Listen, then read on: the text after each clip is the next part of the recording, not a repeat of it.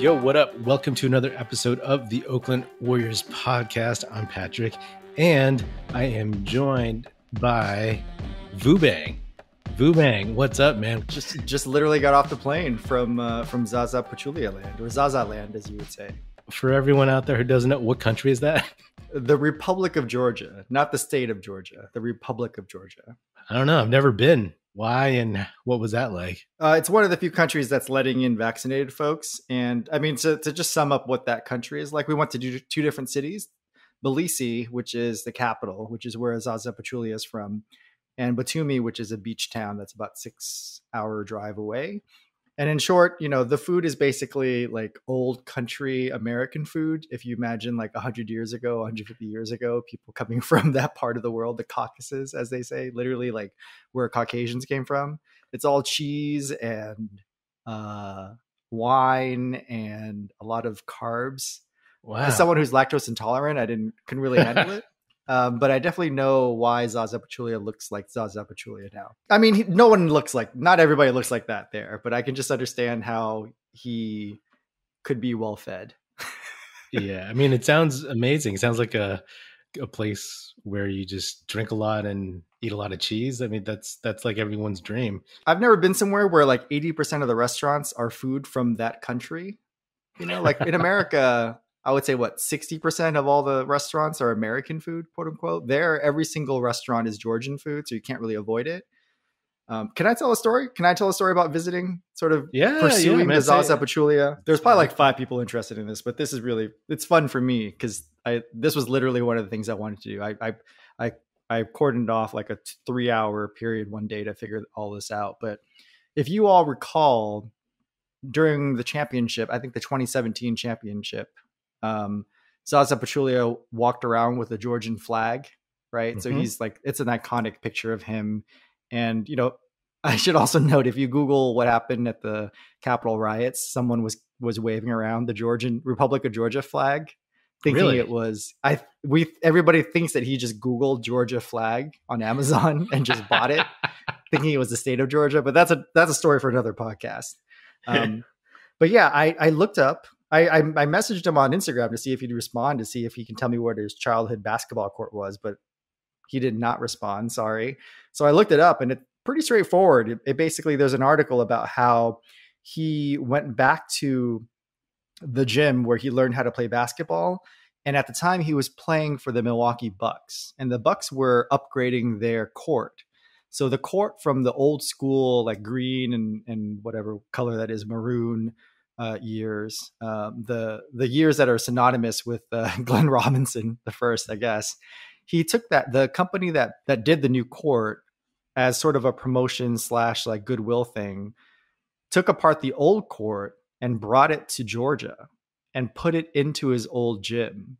So I visited there, and the main gym is the Milwaukee Bucks court from like 10 years ago, I guess, maybe 8 years ago, which is crazy. And then the walls have been painted so that has quotes from Magic Johnson and Bill Russell and Michael Jordan. Other famous Georgians. Yeah, exactly. And so, first of all, like not many people, I thought there'd be more Warrior fans there, but you know, I did wear a Warriors mask everywhere I went, but they looked at me first as the Asian guy with the mask and not necessarily a Warriors fan. But I Googled where it was, showed up. I specifically went on a Saturday afternoon because I knew there'd be some kids playing there. I went onto eBay a few weeks before, and I bought like a pack of Zaza Pachulia cards to pass out, just the kids I knew that were going to be there.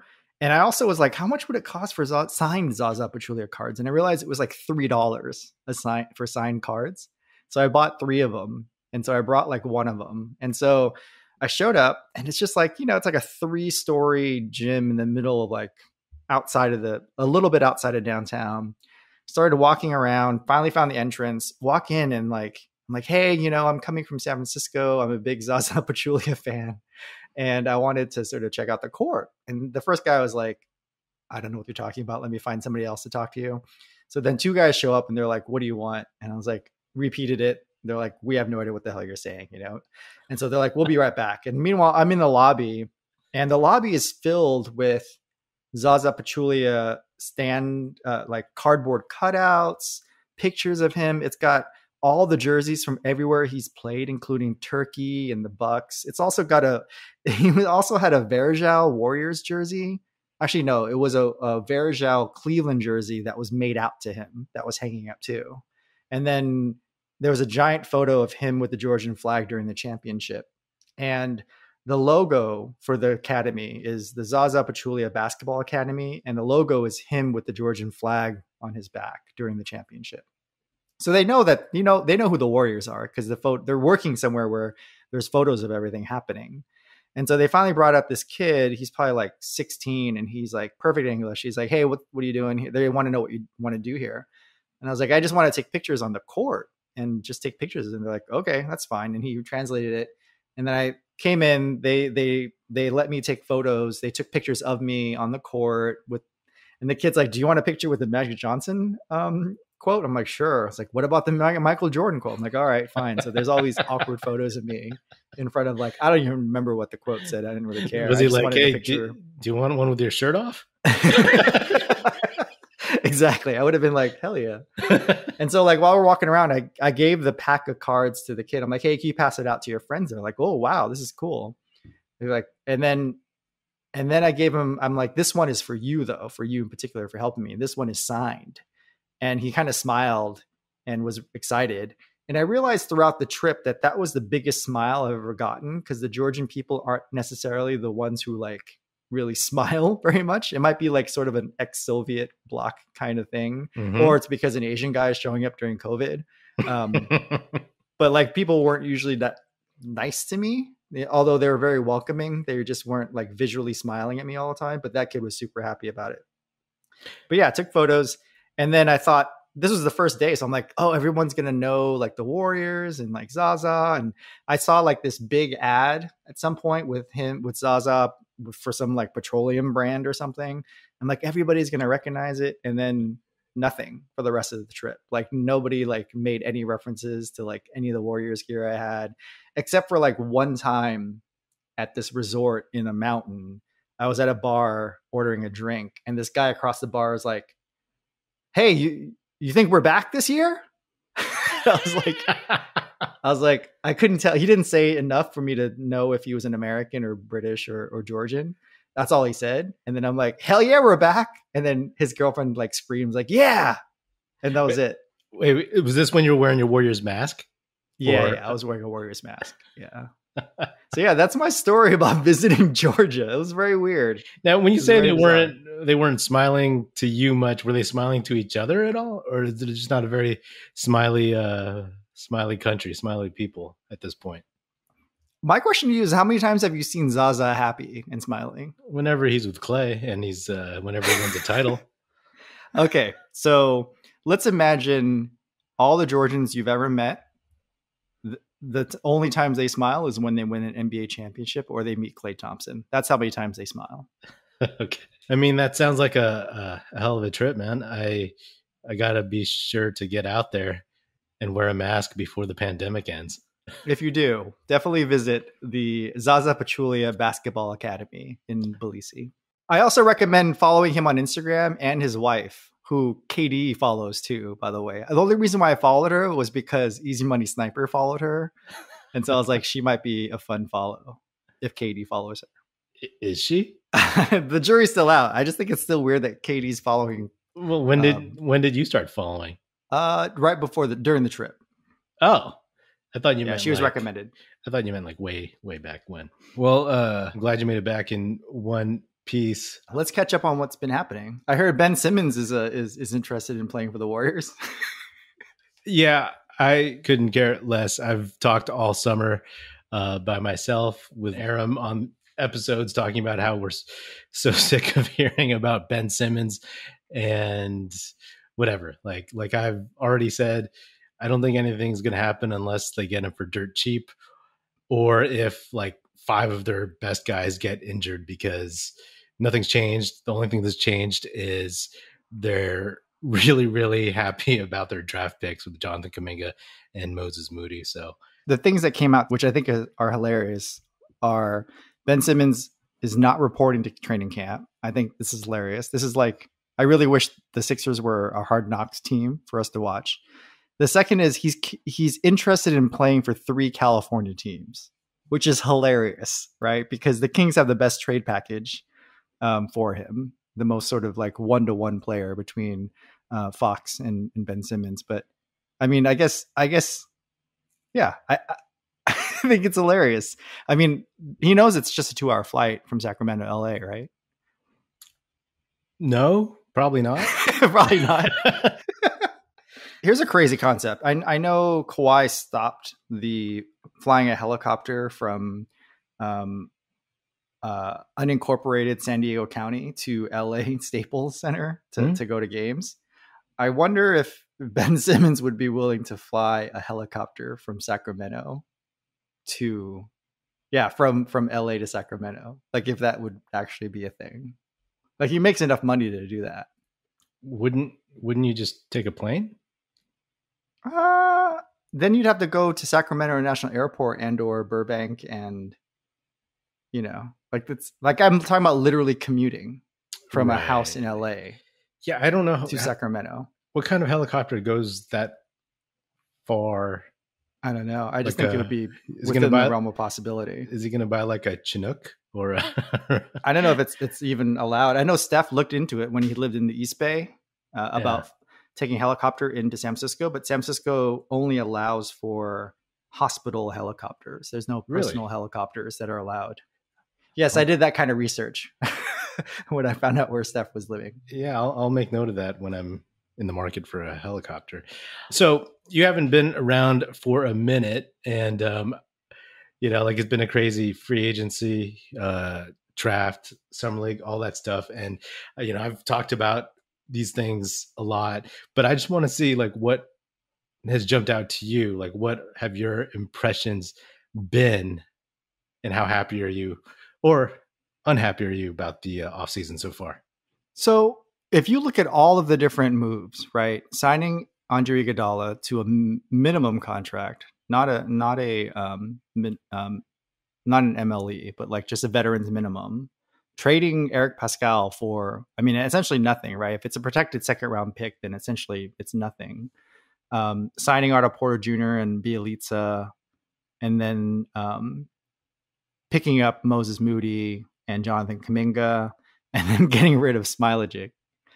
I think overall, all of that, if you add it all together, is like, B plus A minus, right? They should have probably traded Pascal earlier when he had more value, instead of, Utah basically taking advantage. We're basically trading best friends, right? We could have, if you can get Wiggins and a protected first pick for D'Lo, because we're connecting best friends together, you would think that you'd be able to get something similar, or not similar, but like better than a second round pick for trading someone's best friend, Donovan Mitchell's best friend to him, right?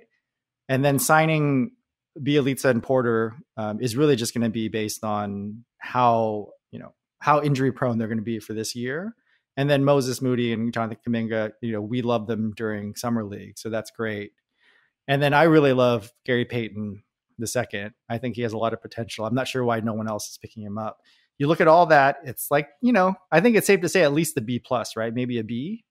But like what everybody's not talking about is Steph Curry just signed an extension. Those 2 weeks where like LeBron was quote unquote recruiting him, this is an offseason. If Steph Curry signed his extension and basically said, you know what, I like everything we did so far. Let me break this grade down a little bit further. I have questions. So you weren't here for the draft. We didn't talk during that time about this stuff, but what grade would you give for the draft? I like that we swung, not for the fences, but like swung into the outfield, right? Like if we were just to get safe players, playable players right now, I mean, if you look at how well Jonathan Kuminga and Moses Moody have been doing in the summer league, all of the quote unquote ready-made players that can just play right now did not do any better, right? Corey Kispert, all those type of guys. Davion Mitchell played well. Yeah, David Mitchell. Yeah, he played well, but like we know his shortcomings. Duarte played well, but he wasn't there when the 14th pick came up. So Exactly. What grade would you give your Warriors front office? I would give them 2 grades, right? For picking players that can play right now, I would say, B plus. For picking players that you can potentially trade later, that's an A minus, right? And so if you were to average the two, then it's a B plus, maybe an A minus. Because you got to think about these players as twofers. The thing about picking ready-made players is they're not tradable. No. No one's clamoring for Corey Kispert as the centerpiece of a trade for the future. And they've already raised their value. Yeah, so much so that they better not trade them. I mean, all we need at this point is those bodies are worth more than those picks. I can guarantee that right now. Jonathan Kuminga and Moses Moody as players are worth more than the 7th and 14th pick right now from 2 months ago. Oh, totally. Can we do a fun bit right now where Sure. I interview Patrick from 6 months ago, and and I'm just like, hey Patrick, just this is Vubang from the future. What's up? I just want to let you know that the Warriors picked Jonathan Kuminga and Moses Moody. First of all, I'd be like, who's Moses Moody?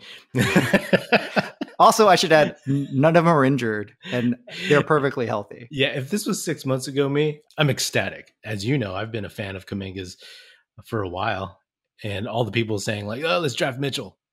It's like, oh, come on, man. Do you even realize? And all these people who are knocking Kuminga about like, oh, I don't think he'll be this. I don't think he'll be that. The kid is 18 years old, and you have a whole staff of development guys. You can make him what you want him to be at this point. He's very malleable.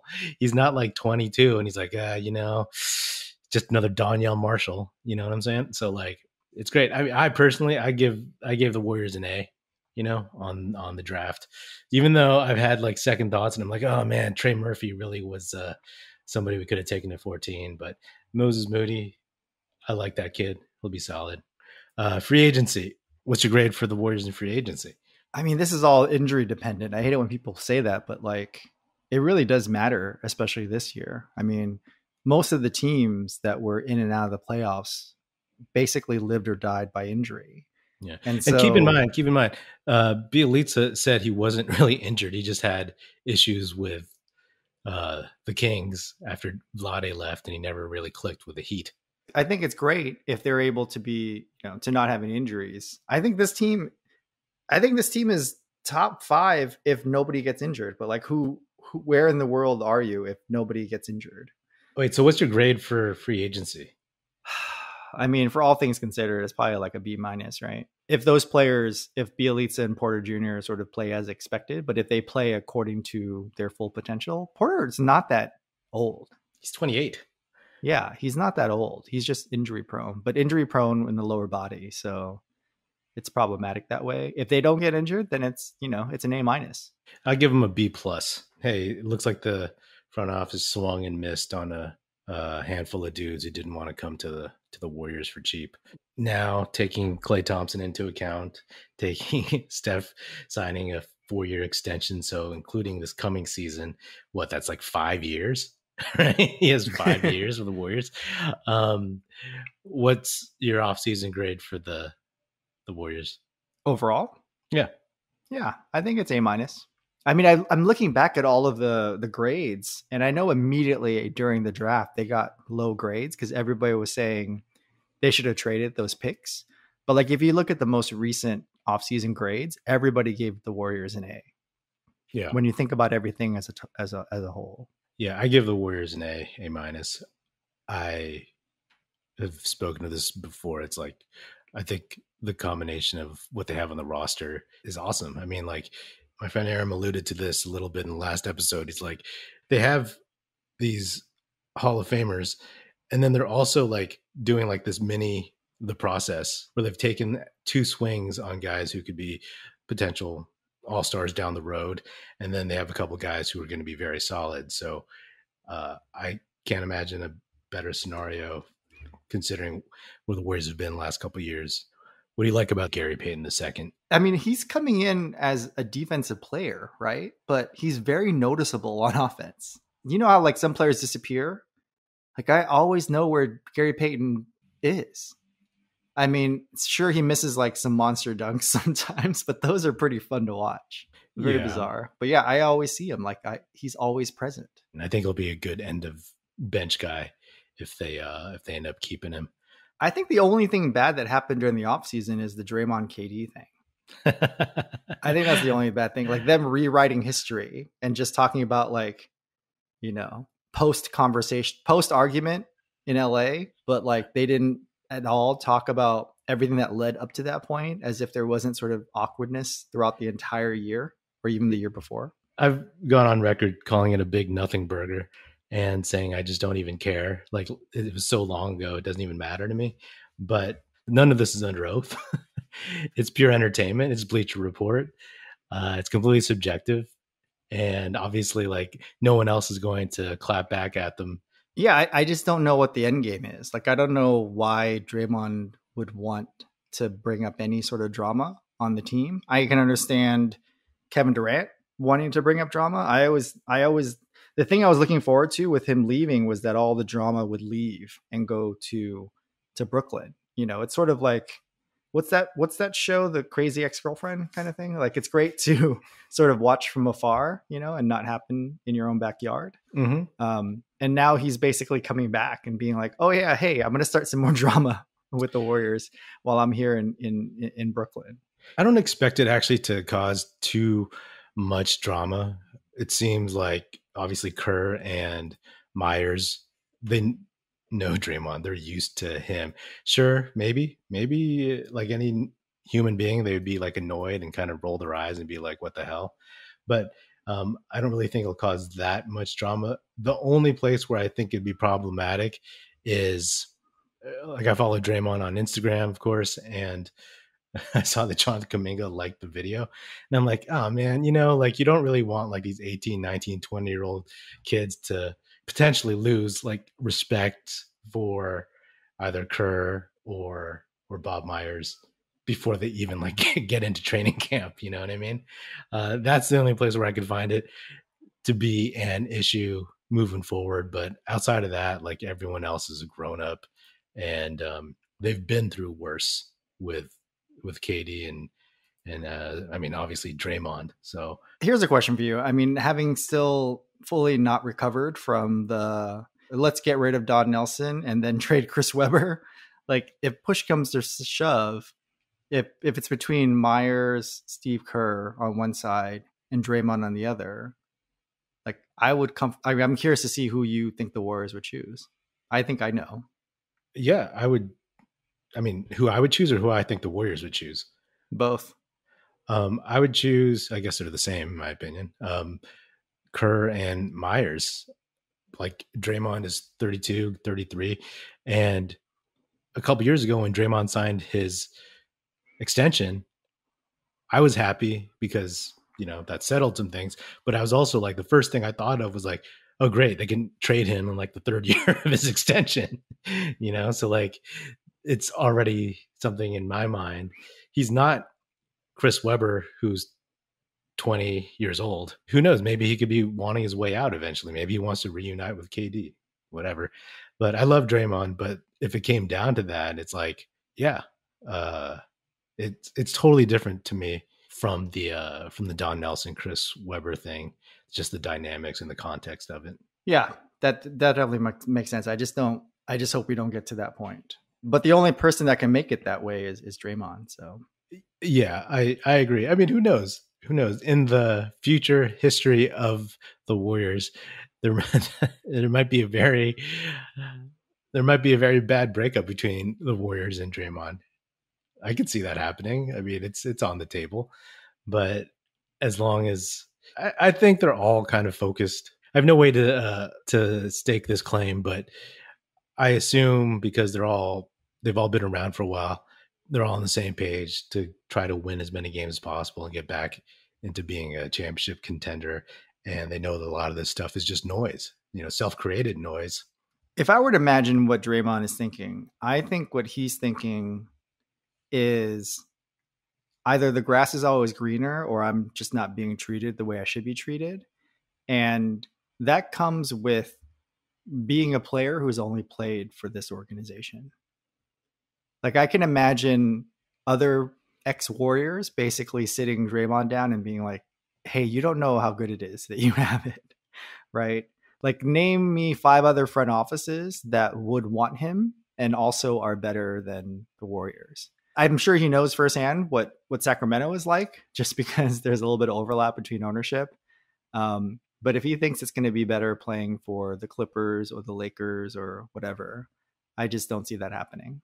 That goes into the whole idea that like, not only has he played for one organization that's won championships, that he's helped win championships, obviously, but he's also played with Steph. Hopefully, just like I said, it's a big nothing burger and it just goes away. In my bubble amongst the people I know, like it was whatever. Yeah, I also think it's nothing because I have a feeling he's already said this to Steve Kerr and Bob Myers. I'm sure if he's texting Bob Myers, Jonathan Kuminga, all caps, he's also been talking to him about what happened in LA this whole time. I think it's just Draymond's play to be like Barbara Walters or Oprah Winfrey when he's done. I think it's sort of like pushing the blame. Like it wasn't my fault for getting the last technical in the finals. It's not my fault that I pushed away Kevin Durant, you know? It's all these things. The only thing that would have kind of burned for me would be if KD said, yeah, if that didn't happen, I would have stayed. That he never said that. So yeah, it's not that. It's if Steph Curry didn't exist, I would have stayed. Yeah, he's walking around the Bay Area and wondering why more people are wearing Under Armour shoes than KDXs, you know? And that's a weird thing to experience. But I'm not sure if people walking around with KD 12s right now or whatever shoe he's on in Brooklyn. So yeah.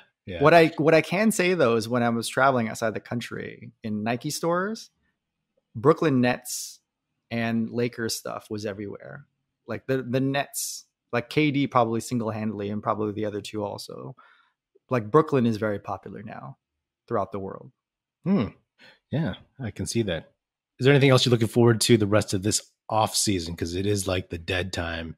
We're about 2 months from the season. Can I just say that this season is going to be the most exciting season for a very long time? All those seasons when you were expecting a championship, it was more anxiety than anything, you know, because the trophy is handed to you and other teams have to take it away. And then the first season after everything happened, it was kind of like a know-nothing season. So you're rooting for draft picks. And the bubble year doesn't really count and all this shit. But like this is the year where, like you said, we have a championship caliber core surrounded by a league pass team. Like how exciting is that? It's awesome, man. It's awesome. I did an episode, a solo episode where I talked about the 10 reasons why this is going to be one of the most epic NBA seasons I've ever seen.